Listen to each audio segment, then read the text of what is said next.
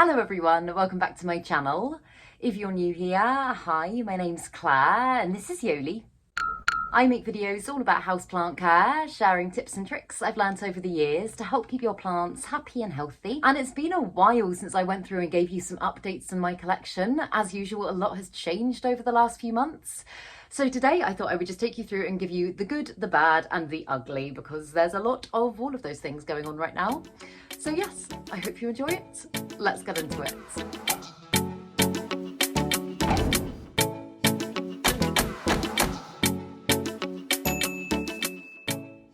So the kind of main thing that's going on with me at the moment is the fact that I'm going away for 10 days at the end of this week. And although I'm really looking forward to going on holiday, I'm also having to think about pretty major plant prep, because I've got lots of plants that have kind of been like in a bit of a rehab stage, some that are kind of ready to go back into general population having had pests, but I'm not quite sure whether or not to do it.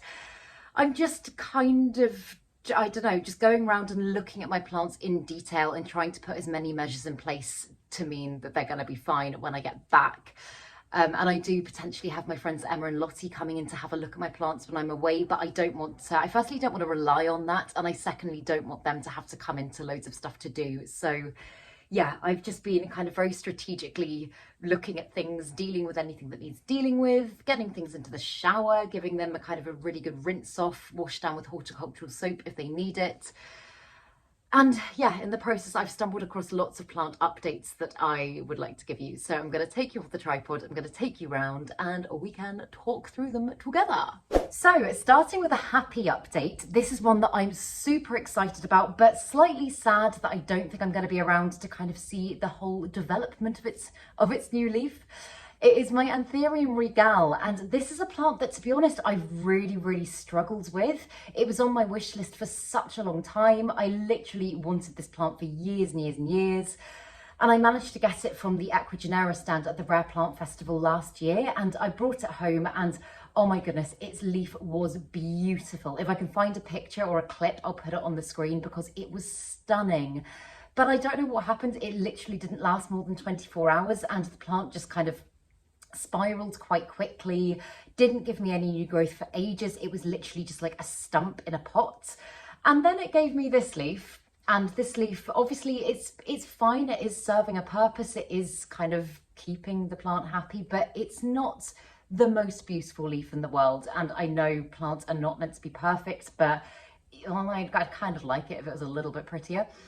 And every single leaf it's given me since then, or tried to give me, something has happened to jeopardize it. Like it's either got stuck, yeah, the last one got stuck, and then it got very dry when I was away again, and it stopped unfurling and kind of shriveled up and died.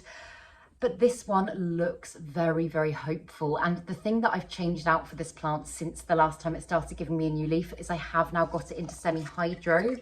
And I don't know, oh my God, you can see. I was going to say the roots are doing amazingly now that it's in semi-hydro. And in fact, I've put quite a few of my Anthuriums into semi-hydro and they are all doing amazingly and they are all giving me really great new growth. So I do hope that I'm going to return home to a beautiful, glossy, big leaf. I don't really know, and I don't want to jinx it, but I don't see what could go too wrong this time. I have still got it in my cabinet currently. I've toyed with the idea of maybe taking it out of my cabinet because I have done that for some of my other Anthuriums and they've done amazingly. But I think for the time being, I don't want to switch out its environment too much before I go away for 10 days. So yeah, I hopefully will be coming back to you with an even more exciting update when I'm home, because once these leaves get going, they can just almost double in size by the day. So yeah, I'll keep you updated, and please keep your fingers crossed because this is a dream plant that I just want to get back to a beautiful state. And this one might possibly be one of the saddest updates I've ever had to give on my channel because I am so upset about this plant. But my Peperomia hope is really going downhill, and I'm not sure if she's going to be savable. Oh, a leaf just fell off.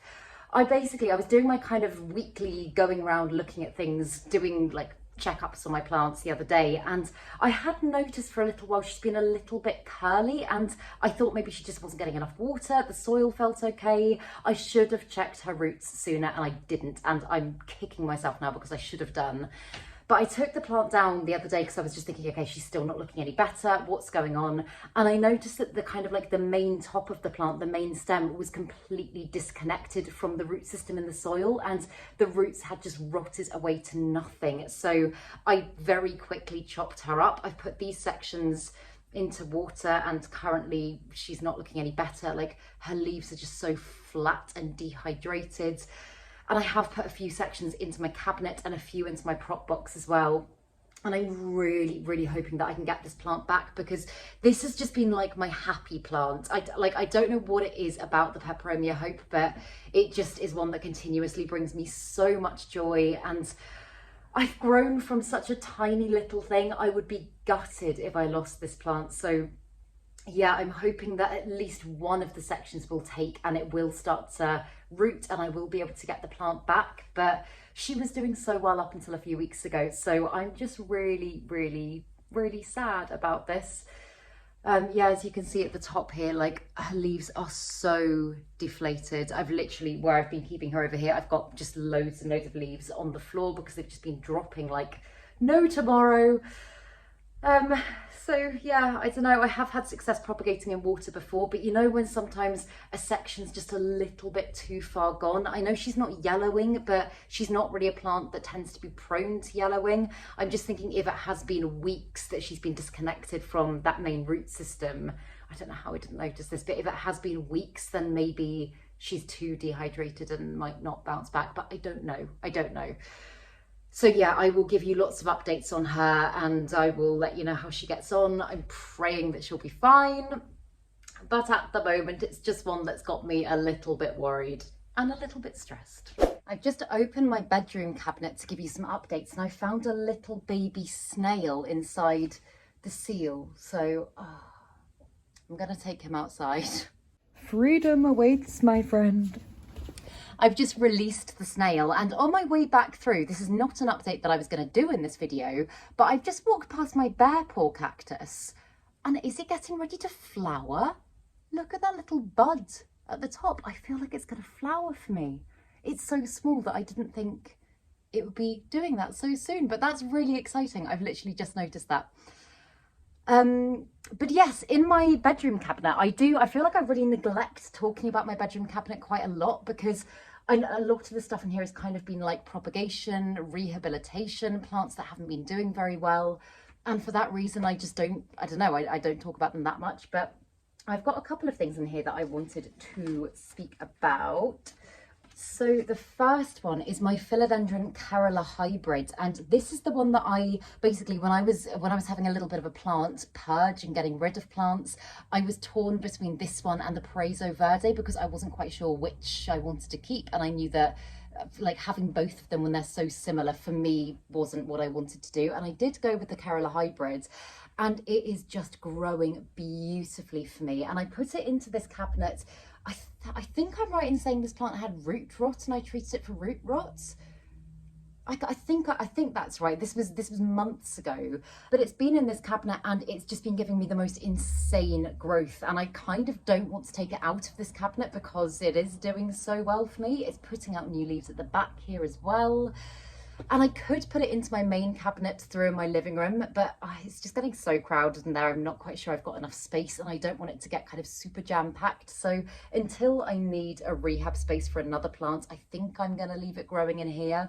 I just love its leaves. They're almost quite similar structure-wise to the Billietier, and definitely, sorry, this is why I never film in my bedroom because I've got awful traffic from the road.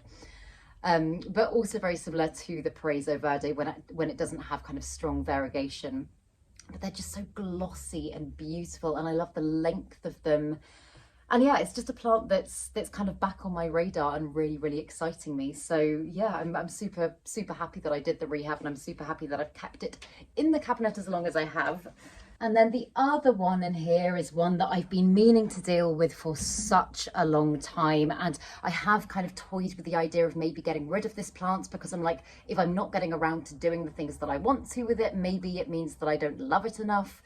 But it is the Anthurium medium silver, and the leaves that it's got, I think, are beautiful. And I know that this plant does need to go onto a moss pole, because if it doesn't go onto a moss pole, it gets these ridiculously long runners, and this one, I mean, I've actually wrapped them around just to kind of contain them in the cabinet because they are so long.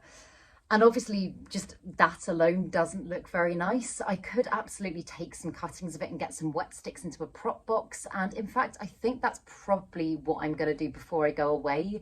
Because if I could propagate those sections and then pot up kind of a big full pot of it, then I could either, as I say, get it onto a moss pole and get it rooting into that, and that would encourage some bigger, fuller growth.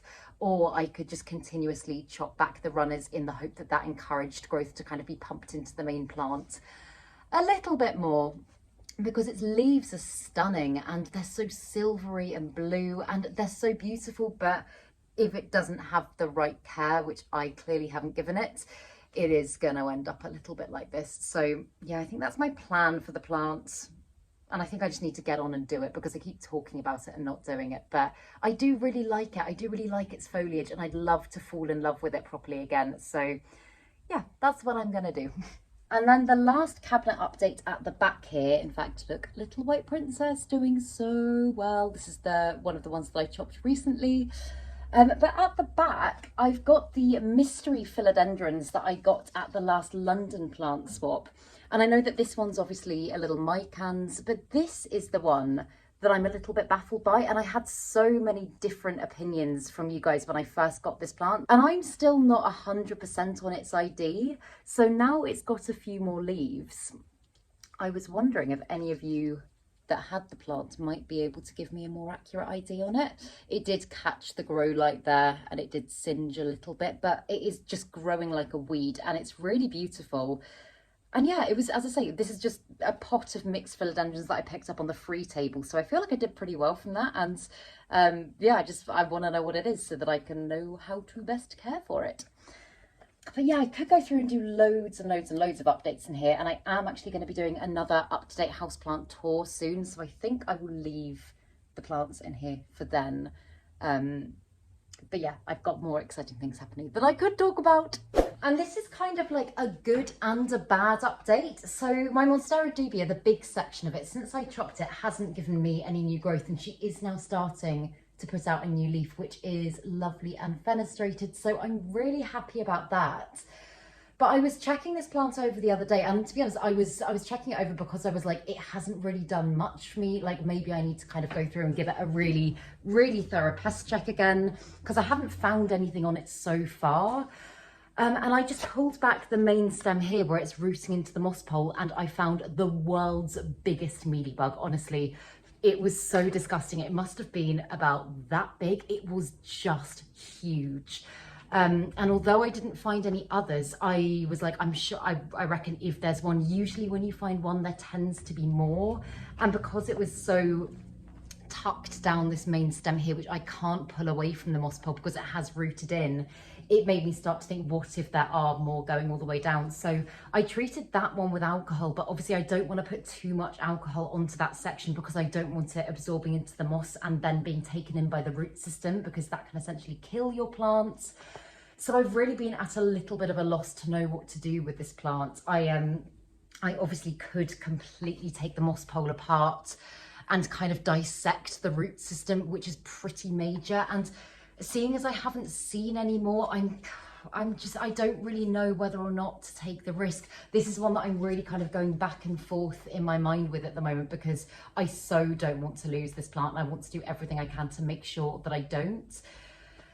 But I think what I may have to do, and what I think I probably will do, is just chop away a little bit of the root system at the very top, just so that I can pull this bit off a little bit and have a proper look. And then I know I say I'm going chemical free at the moment and I'm not kind of using anything nasty on my plants, but I do still have a bottle of Provanto for emergencies.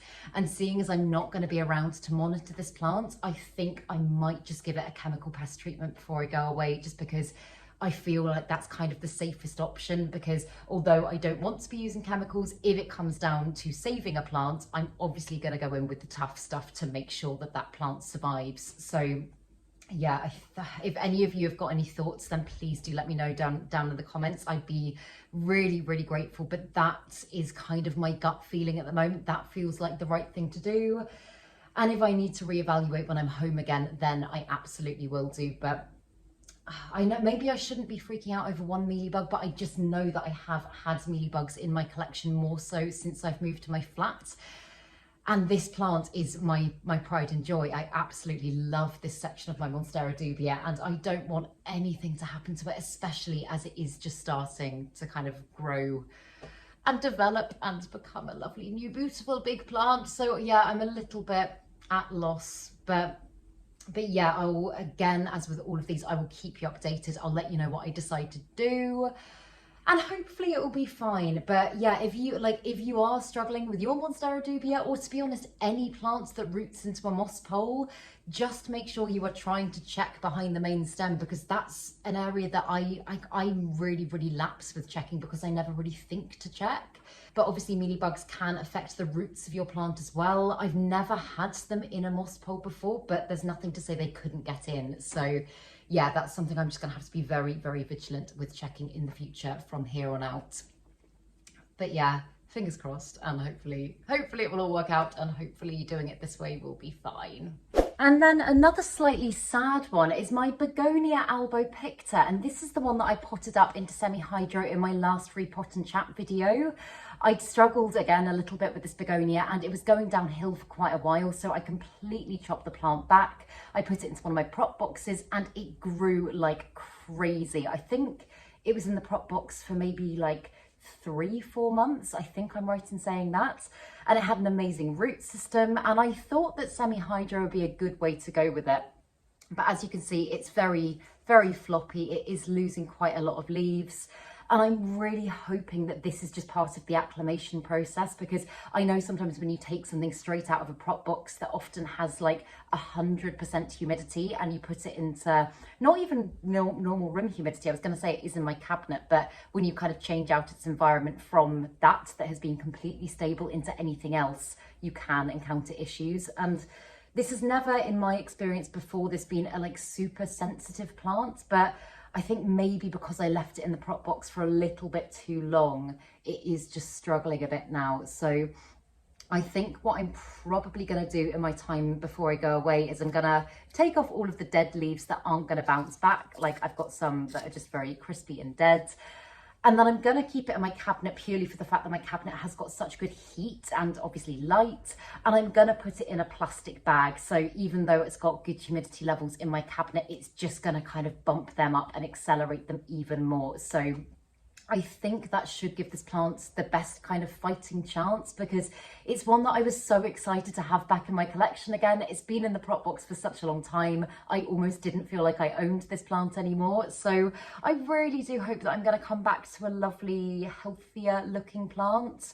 But as I say, at the moment, it is just looking a little bit sorry for itself. And when I first potted it up, it looked so beautiful. So I think it is, as I say, acclimation.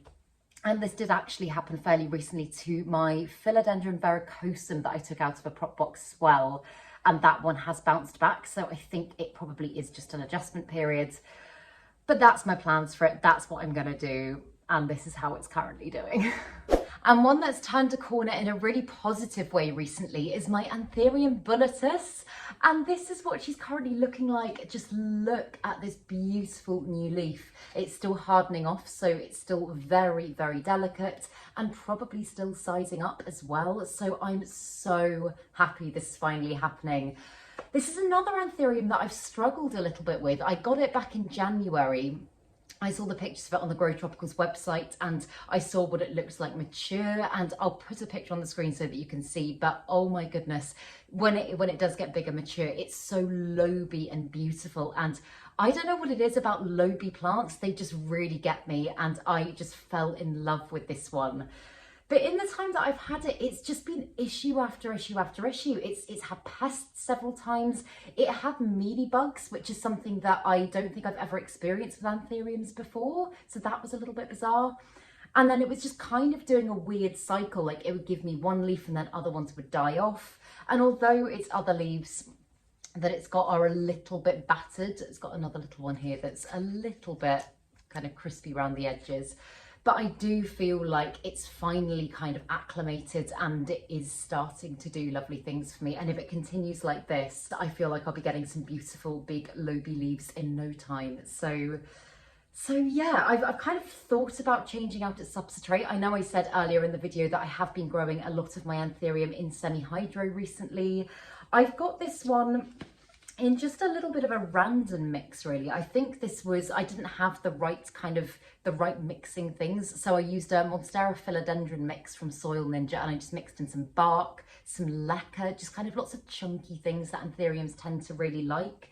And it is doing really well for me now. So I think in the time that it's not giving me any issues, I'm not gonna mess with it anymore. I am just kind of gonna let it do its thing. But that leaf, honestly, I keep like, I'm being really sad about it, but several times a day when I'm at home, I'm just walking around and I'm just looking at the leaf and I'm like, oh, I can't believe you're finally doing something.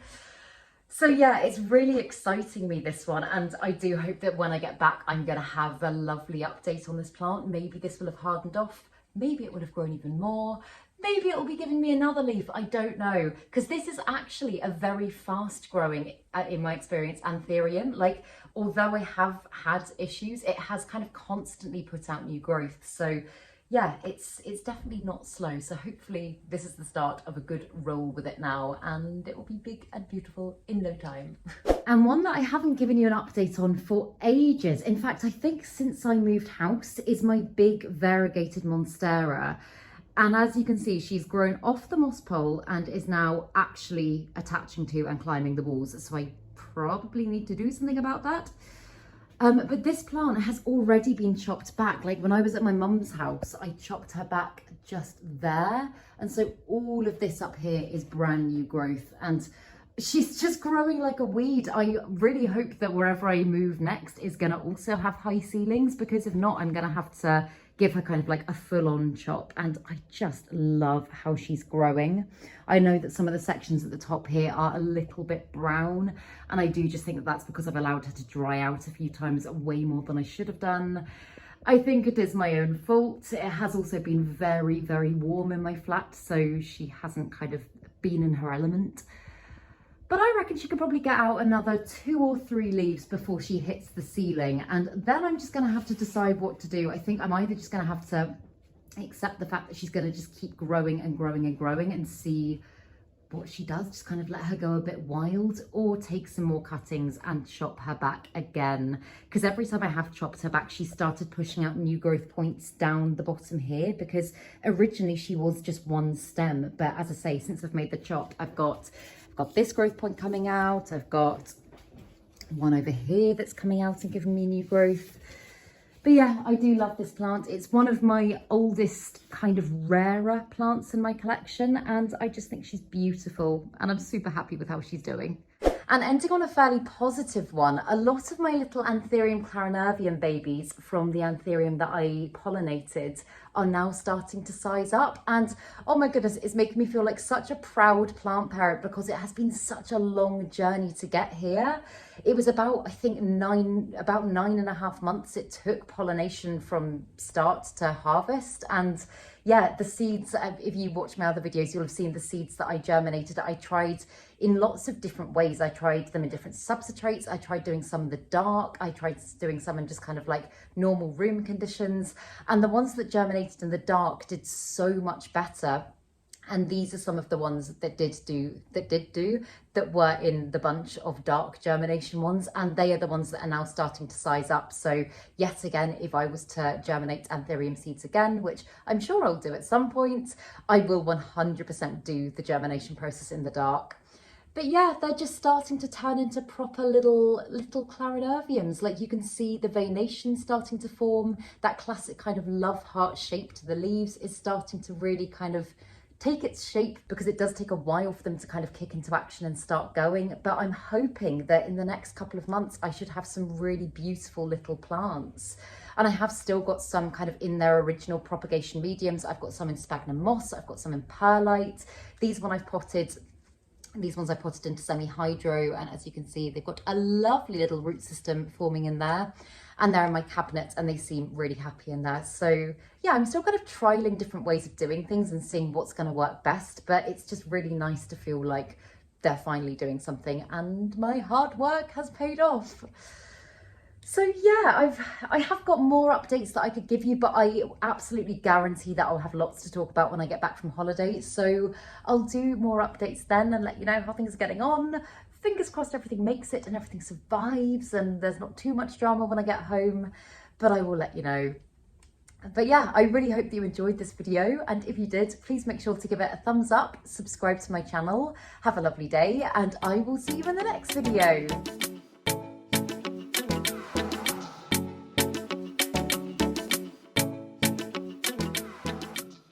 Stay sexy, plant lovers.